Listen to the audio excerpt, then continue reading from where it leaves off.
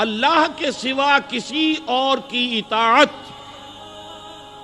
جس سے اللہ کی معصیت لازم آتی ہو، شرک۔ لا طاعت لمخلوق فی معصیت الخالق، مخلوق میں سے کسی کی اطاعت نہیں ہوگی یہ اس معاملے میں جس میں خالق کی معصیت لازم آ رہی ہے۔ ہاں، خالق کے احکام کے اندر والدین کا حکم بھی مانو، اطاعت کرو، اساتذہ کا حکم مانو، کسی اور کو اپنا لیڈر مانا ہے اس کا حکم مانو، لیکن ناٹ بیونڈ وہ جو سرکل ہے کتاب و سنت کا، اس سے باہر نہیں۔ لا طاعت لمخلوق فی معصیت الخالق، یہ آپ الجبرے کے فارمولے کے طور پر اپنے سامنے رکھیے، اب اسے اپلائی کیجئے جیسے فارمولوں کے ذریعے سے پھر بڑے بڑے وہ سم جو ہے وہ حل کیے جاتے تھے سوالات۔ صبح کا وقت ہے، آنکھ بھی کھلی ہے، کوئی اذان کی آواز بھی کان میں آئی ہے، آپ کا نفس کہتا ہے ابھی سو جی۔ آپ نے اپنی چادر یا کمبل کو درست کیا اور کروٹ لی اور سو گئے۔ یہ کیا ہے؟ آپ نے کس کا حکم پیچھے پھینکا اور کس کا حکم مانا؟ اللہ کے حکم کو پیچھے پھینک دیا، نفس کے حکم کو آگے رکھا۔ یہ شرک، اس شرک کو جاننے والے بہت کم ہیں۔ مولانا روم نے خوب کہا تھا، نفس ما ہم کم ترس فرعون نیست لیکن ایراعون نیست۔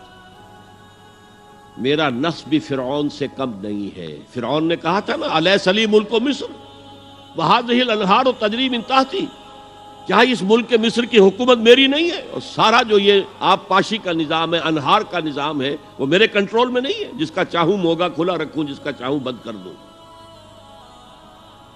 یہ تھا خدائی کا دعویٰ، انا ربکم الاعلی۔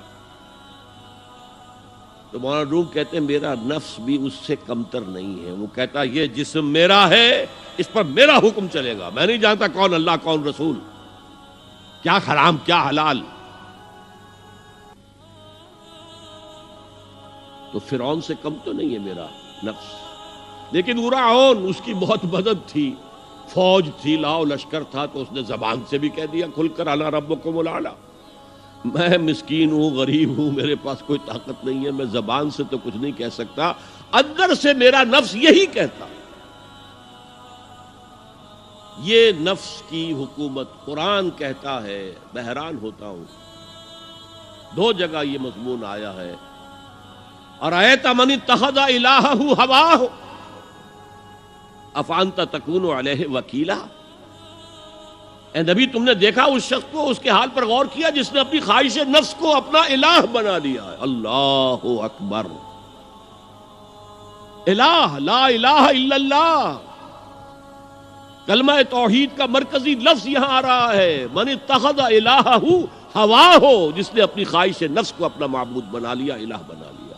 افانت تکون علیہ وکیلا، کیا آپ ایسے شخص کی کوئی ذمہ داری لے سکتے ہیں؟ سود حرام ہوا کرے جی، حرام ورام، ہمارا دھندا جو ہے وہ آگے بڑھ نہیں سکتا۔ تو اللہ کے حکم کو پیچھے ڈالا، نفس کے تقاضے کو آگے رکھا۔ کون معبود ہے آپ کا؟ نام عبداللہ رکھیے، نام عبد الرحمن رکھیے، ہے عبد النفس، نفس کے بندے، نفس کے غلام۔ یہ میں نے یوں سمجھئے کہ جیسے میں نے ہجرت اور جہاد کی ڈیفینیشنز کی تھی۔ ہجرت کا بیس کیا ہے؟ پوچھا گیا ایو الہجرت افضل یا رسول اللہ، اے اللہ کے رسول بتائیے سب سے اعلیٰ ہجرت کون سی ہے، افضل؟ فرمایا ان تہجر ما کرہ ربک، ہر اس چیز کو چھوڑ دو جو تمہارے رب کو پسند نہیں۔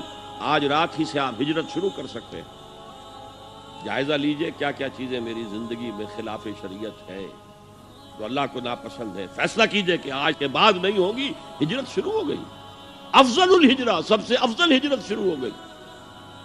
لیکن ٹاپ پر لے جائیے تو یہ ہجرت جب اللہ کے دین کو قائم کرنے کی جدوجہد اس مرحلے پر آ جائے کہ اب باطل کے ساتھ ٹکراؤ ہے اور اب چاہیے کہ ساری قوت ایک مرکز پر جمع ہو جائے، ہجرت فرض کر دی گئی، وہ ہجرت گھر بار چھوڑ کر، اہل و عیال کو چھوڑ کر، اور مکے کے بھیڑیوں کے رحم و کرم پر چھوڑ کر اپنے گھر والوں کو جو لوگ ہجرت کر کے آئے، حکم تھا۔ ہجرت مدینہ فرض تھی، ہجرت حبشہ فرض نہیں تھی، صرف اجازت تھی کہ جن سے سختیاں نہیں جھیلی جا رہی مزید وہ چلے جائیں۔ تو ہجرت کا یہ ابتدائی نقطہ، انتہا یہ جہاد، المجاہد من جاہد نفسہ، جہاد تو یہاں سے شروع ہو گیا، اپنے نفس کے خلاف جہاد کرنا۔